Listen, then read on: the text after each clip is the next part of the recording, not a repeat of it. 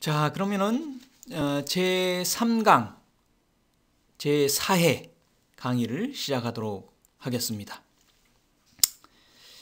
자, 전번 회차에 첩연삼사와 의병전쟁에 대한 이제 설명을 간단하게 했었고요. 그 1895년 이전까지는 주로 유학자들이, 즉 위정척사파들이 하는 주로 현실에 대한 어떤 문제를 해결하는 방식은 주로 고종에게 당시에 상소를 통해서 문제를 해결하려고 했다. 그랬는데 95년 명성황후가 시해되는 을미사변과 단발령 등의 국가적인 큰 변란이 일어나게 되자 유인석이 나름대로 이런 국가적인 변란에 처해서 대응할 수 있는 세 가지 방법을 제시했다라고 얘기를 했습니다.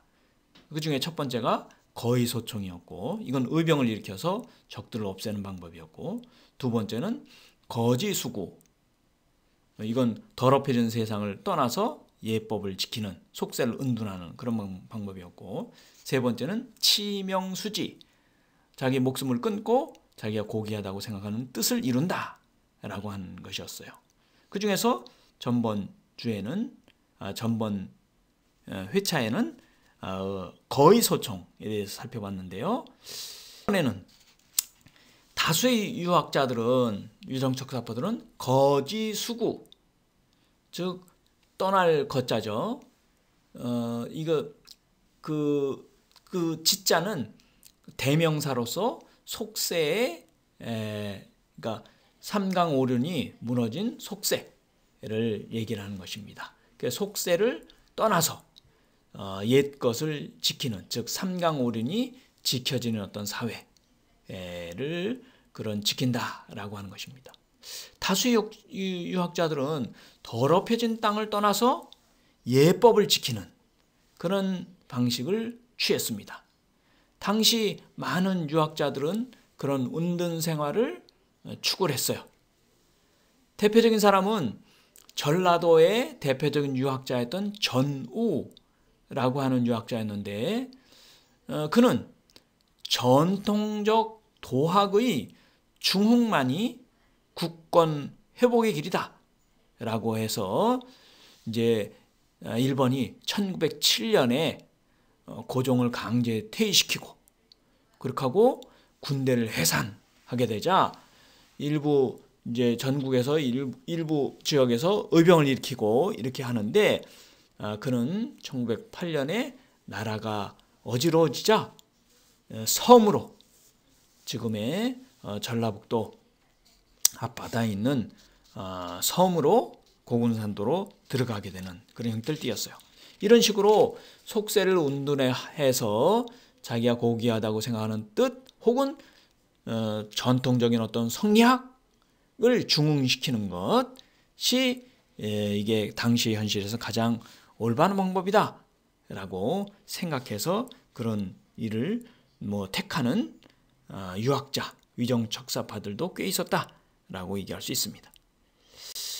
세 번째는 그런 국가적인 큰 정변에 처했을 때 또 하나 택하는 방식이 치명수지였어요. 자기 목숨을 끊고 자기가 고귀하다고 생각하는 뜻을 이루는 방법이었다. 그 대표적인 사례는 1905년에 을사조약이 맺어지면서 일본에 의해서 강제적으로 맺어서 일본이 조선의 외교권을 박탈하죠. 그러니까 당시에 대한제국 정부가 자기 스스로 외국과 조약을 맺을 수 있는 권리를 박탈합니다. 일본의 허가를 받도록 하는 거죠. 그렇게 되자 당시에 뜻 있는 유학자들은 자결을 하게 됩니다. 대표적인 인물이 민영환, 조병세, 홍만식 이런 사람들이었고, 1910년 8월 29일 날 일제가 일본 제국주의가 조선의 국권을 빼앗는 그런 이제 한일 병탄이죠. 국권을 이제 빼앗으면서 침략해 들어오자 그 당시에 황현이라고 하는 전라도의 제하의 유학자죠. 벼슬을 하지도 않은 그런 사람이 이제 자결을 하게 됩니다. 그래서 그 이제 나름대로 사정에 대해서 한번 살펴보도록 하겠습니다. 민영환은 당시에 그 명성황후의 조카였고 그는 벼슬을 하기도 하고 있었어요. 벼슬을 하고도 있었는데 그는 1905년 을사조약을 맺었다라는 소식을 듣자 그는 자기가 명함에다가, 이게 명함입니다. 명함에다가 유서를 쓰고 자결을 해요. 이게 이제 자기의 명함인데 이 유서의 내용은 그 유인물을 여러분들 그 열린 게시판에 거기에 올려놨습니다. 올려놨으니까 한번 거기에서 살펴보세요. 거기에 이제 여기에 실내는 전문의 내용이 있습니다. 그래서 제목이 민영환이가 명함에 남긴 제목이 대한 2천만 동포에게 경고를 한다 라고 하는 형태로 하면서 유서를 1905년 11월 30일에 유서를 썼어요. 즉 2천만 동포에게 경고하는 유서를 쓴 것이죠. 내용은 오호라 애통하다 이런 얘기입니다. 나라의 치욕과 백성의 욕됨이 이에 이르렀으니 우리 인민은 장차 생존 경쟁 가운데서 진멸이라는 것은 생명이 다해가지고 없어질 것이다 이렇게 얘기를 한 겁니다.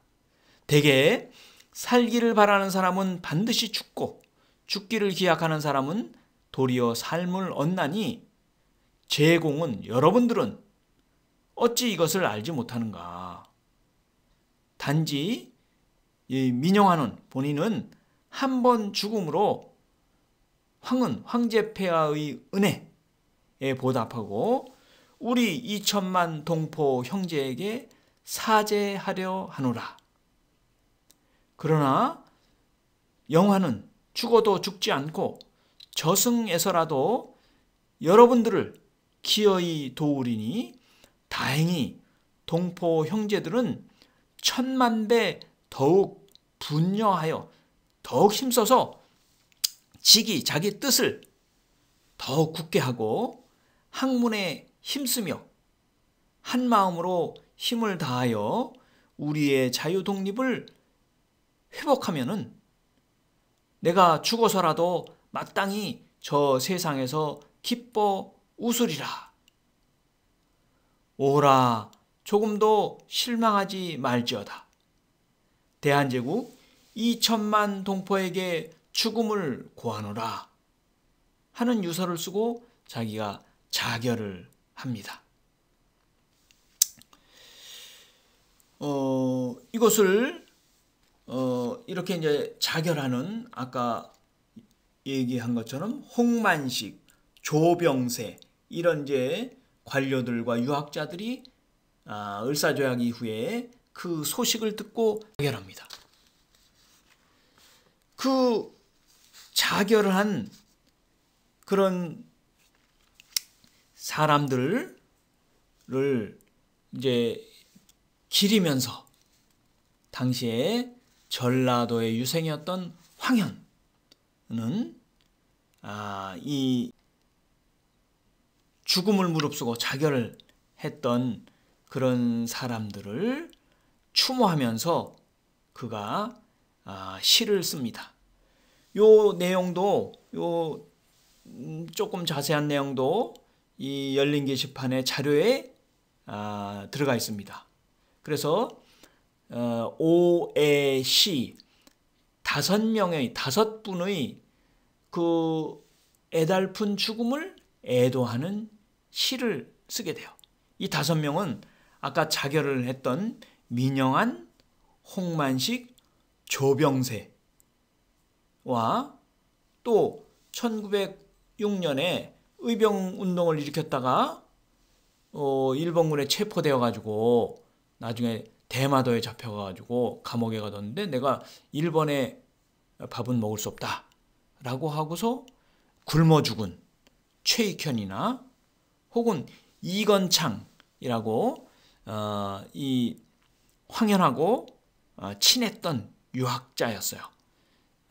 그 이건창은 당대에 아주 문장가였습니다. 황현, 이건창 이런 사람들이 이 시기에 최고의 문장가였는데 그 사람들의 죽음을 이제 애달픈 심사로 노래한 시예요.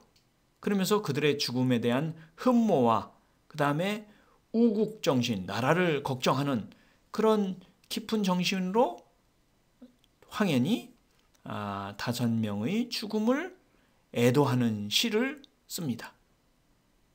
그 시의 내용이 이게 물론 한자로 되어 있는 겁니다. 한자로 되어 있는데 이걸 번역한 거예요. 대신이 국난에, 국가적인 그 난에 죽는 것은 여러 벼슬아치들 죽음과는 다르네.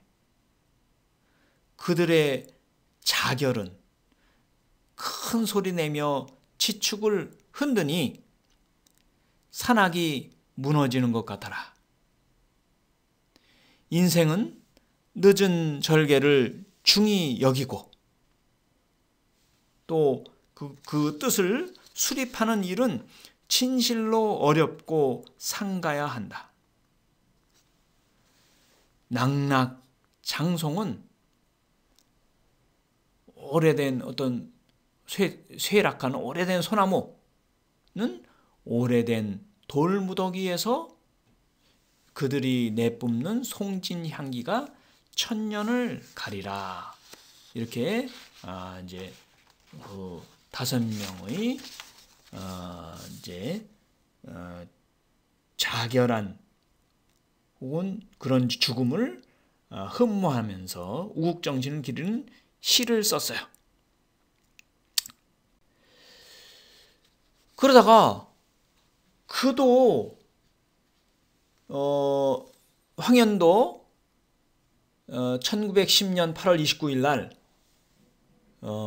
일본과 소위 그때 경술 국치라 그랬어요. 나라를 잃은 치욕스러운 그런 날을 맞게 되었습니다. 맞게 되자 그 소식이 며칠 만에 이제 전라도 그 촌에도 소식이 전해지게 되었어요. 그렇게 되자 그는 9월 8일 날 곧바로 그 소식을 듣고서 그가 이제 절명시, 목숨을 끊는 그런 이제 결단을 다루는 시와 그다음에 유서를 쓰기 시작했고, 쓰고서는 그 다음 날 소주에 아편을 타서 마시고서 9월 10일 날 사망을 했습니다. 이때 최익현의 나이가 56세였어요. 그가 남긴 유서에 보면은 자식들의 남기는 글, 이건 열린 게시판에 있는 그 자료에 있습니다. 그러니까 한번 참조를 해보세요. 자식들에게 남기는 글에서 내가 반드시 죽어야 할 의리는 없다. 그 이유는 황현은 벼슬을 하지 않았어요. 내내. 그리고 그 집에서 당시 그 많은 글을 썼어요. 예를 들면 황현이가 쓴 저서가 이제 매천야록이라고 당시에 뭐 최신 뭐 역사죠. 최현대사죠. 당시의 역사를 기록을 했어요. 당시 이제 촌에서 당시에 서울에서 발간되는 신문이라든지 또 지인들과 편지를 주고받으면서 당시의 정세를 바탕으로 해서 이제 그 매천야록 등의 최현대사를 쓴다든가, 혹은 당시에 1894년 동학농민전쟁 이후에 당시에 이제 그 동학 교도들의 상황이라든지 이런 걸 쓴 오화기문이라든지 이런 당시의 최현대사에 대한 글을 썼어요. 쓰면서 벼슬을 하지는 않았어요. 그러니까 나는 벼슬도 하지 않았는데 나라가 망했다고 해서 내가 꼭 죽어야 할 의리는 없다. 다만 국가에서 500년이나 선비를 길러왔는데 나라가 망할 때 이 국난을 당하여 죽는 사람이 하나도 없다는 것, 이것이 어찌 원통치 않냐.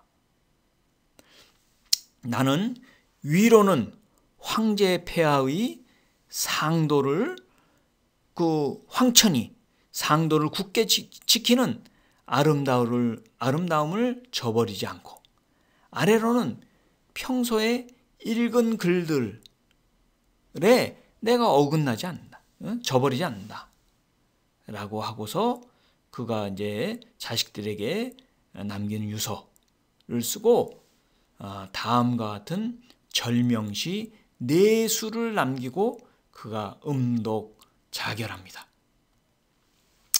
자, 그 절명시는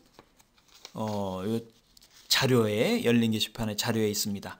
간단하게 빨리 읽어보면은 이렇습니다.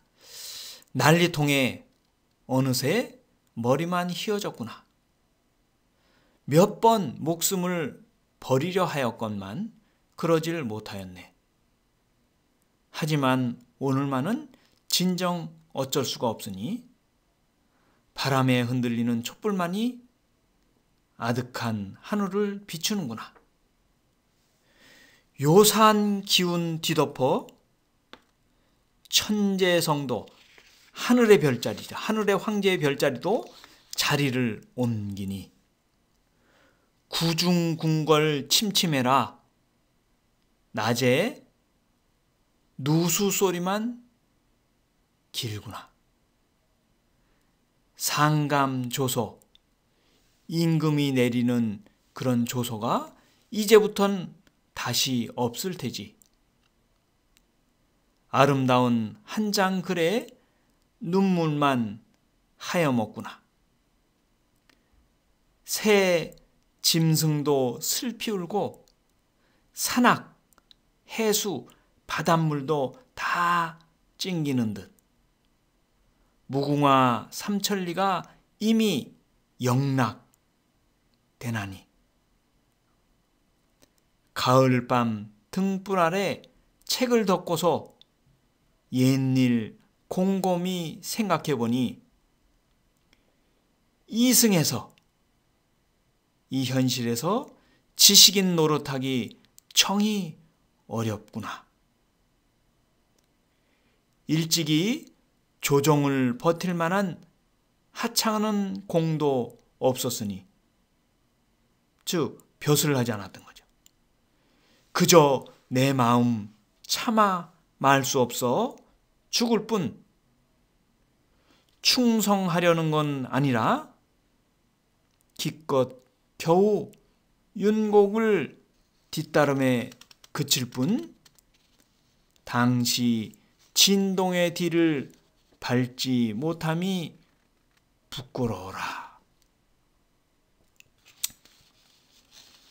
윤공은 중국의 이제 역사에서 그가 당시의 세상을 이제 비판하면서 자결한 사람이고, 진동은 그의 세상의 그 잘못됨을 자기가 개혁하기 위해서 그 의병을 일으킨 사람이에요. 그러니까 내가 의병을 일으킬 기계는 그렇게 따르지 못하고 내가 자결할 뿐이다. 이렇게 얘기를 한 것이죠. 그렇게 하고서 황현은 이 절명시를 남기고 자결을 합니다. 그는 벼슬을 하진 않았지만은 당시에 이제 멸망해가는 나라의 그 우국 심정의 마음으로 자결을 하게 된다라고 얘기를 할 수 있습니다. 자, 마지막으로 이러한 위정척사파들의 현실 인식과 대응이 갖고 있었던 역사적 의의와 한계에 대해서 살펴보도록 하겠습니다. 위정척사파들의 지향은 사회적으로 신분제, 경제적으로 지주제, 사상적으로는 주자학을 그 골격으로 한 당시의 중세 사회 체제를 유지하기 위한 것이었다. 다만 19세기에 농민들의 항쟁, 당시에는 조정에서는 밀란이라고 했는데 밀란이 아주 빈발하게 되었어요. 그 농민들의 항쟁을 무마하기 위해서 조세제도의 이정, 개선을 이제 요구하는 상소를 올리는 것이었습니다. 주로 그들은 당시의 현실 문제의 개선을 1895년 이전에는 상소를 통해서 개선을 하려고 했다. 그 다음에 1895년 이후에는 처변삼사의 방법으로 당시의 현실 문제를 해결하려고 했다라는 얘기를 했습니다. 자, 이런 상황에서 제국주의 어떤 침략을 받게 되었어요. 1870년 개항 이후부터 나중에 1905년 을사조약, 1910년 일제의 병탄을 맞게 되었습니다. 이 제국주의 침략은 한편으로는 그 위정척사파들의 중소지주적인 이익을 일정하게 보장하는 것이지만은 그건 무슨 얘기냐면은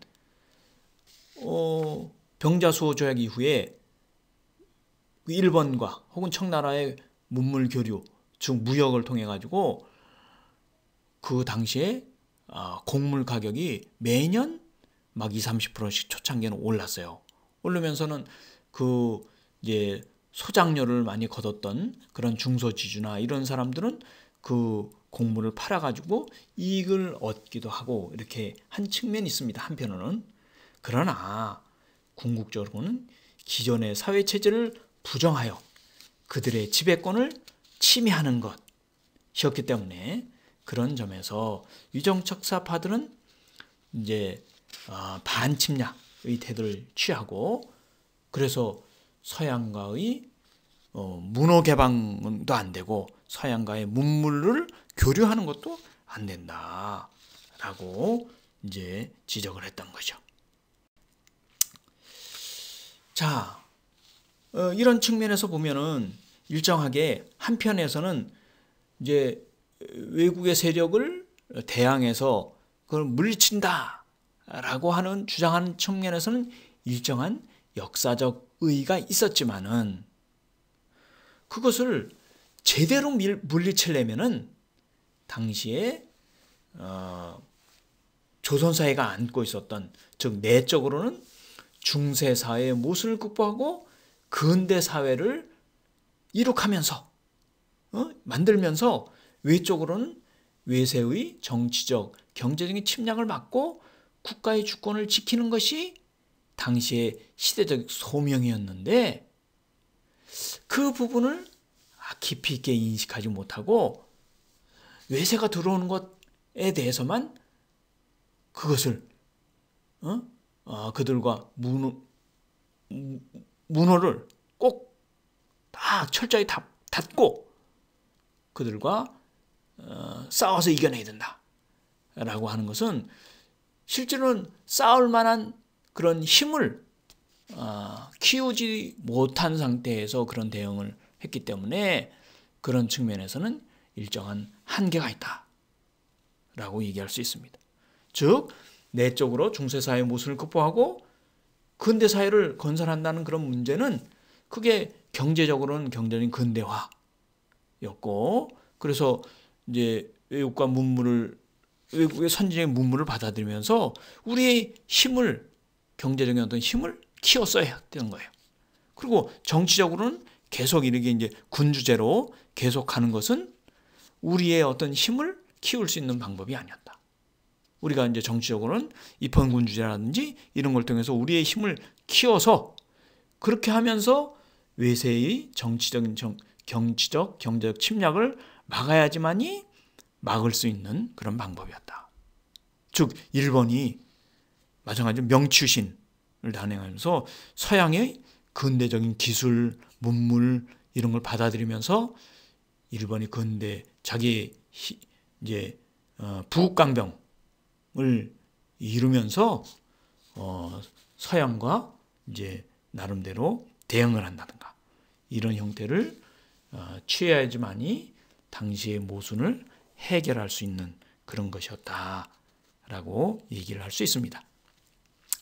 그래서 당시에 위정척사파들이 갖고 있었던 현실 문제와 현실 인식과 그 대응의 방법이 안고 있는 역사적 의의와 한계가 있었다라고 얘기를 할 수 있습니다. 자, 여기까지 이제 제 3강 강의를 마치도록 그렇게 하겠습니다. 자, 강의를 듣느라고 수고하셨습니다. 이게 인터넷 강의 듣는 게 굉장히 지루하고 힘들 텐데 강의를 끝까지 들어줘서 고맙습니다. 자, 수고하셨습니다. 다음 주에 또 만나겠습니다.